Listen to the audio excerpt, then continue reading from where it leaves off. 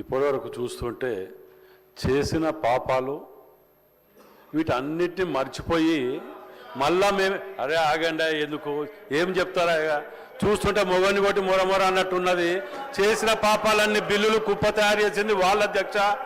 మళ్ళీ ఇప్పుడు మీరు ఇయ్యలేదు అని మాట్లాడటం ఏది కూడా వాళ్ళకి ఇనే ఓకే లేదు. నోరు తెరిస్తే అబద్ధాలతోటి బతకడం అలవాటు పడిపోయిండ్రు. ఇన్నర అధ్యక్ష వీళ్ళు పొద్దుగా లేస్తే నిజాలు చెప్పడం బంద్ చేసిండ్రు. సలహాలు సూచనలు మర్చిపోయింది. అసలుకే సంవత్సర కాలం కాలేదు బట్టలు చింపుకుంటారు అధ్యక్ష. దేనికో అర్థం కావట్లే.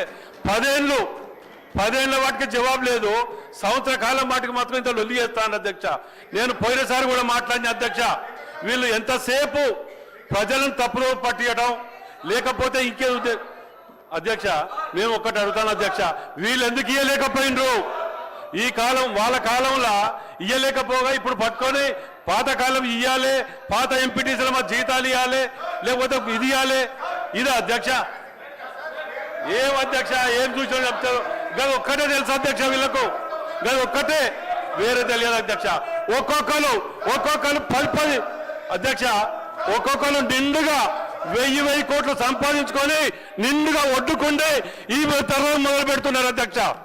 ఒక్కొక్కరు 1000 కోట్ల తక్కువ లేకుండా సంపాదించుకొని అడ్డదారిలో పోయి సెంటిమెంట్ పెట్టుకొని అడ్డదారి పోతుంటే ఏం చెప్పాలి? ఇక ఇలా పొద్దుగా లేస్తే అధ్యక్ష వీళ్ళు ఒక యూట్యూబ్లు పెట్టుకొని ప్రతిదానికి విమర్శించడమే, ఏది సమర్థించడం తెలియదు వీళ్ళకు. మంచి పనిని కూడా సమర్థించారు.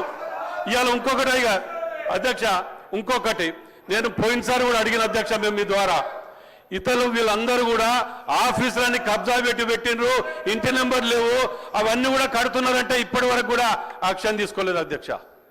పార్టీ ఆఫీసుల కాడికెళ్ళి కబ్జాలు పెట్టి మొత్తం దుకాణం పెడితే దాని మీద కూడా తీసుకోరు అధ్యక్ష. మళ్ళీ వీళ్ళ లొల్లి పెడుతున్నారు అధ్యక్ష. ఏం లొల్లి యొక్క అధ్యక్ష? ఇది కాకపోతే సలహాలు ఏమంటే ఇచ్చే చేత కాదు. ఇలా ఊర్లు గ్రామాలకు ఒక్కొక్కటి ఇచ్చుకుంటూ పోతున్నాం అధ్యక్ష. మేము ఒక్కొక్కటి ఇలా కార్పొరేషన్ల అధ్యక్ష అప్పుల పాలు చేసి పెడితే 187 కోట్లు ఇచ్చినాం. ఒక్కొక్కటి సరిదిద్దుకుంటూ వస్తాను.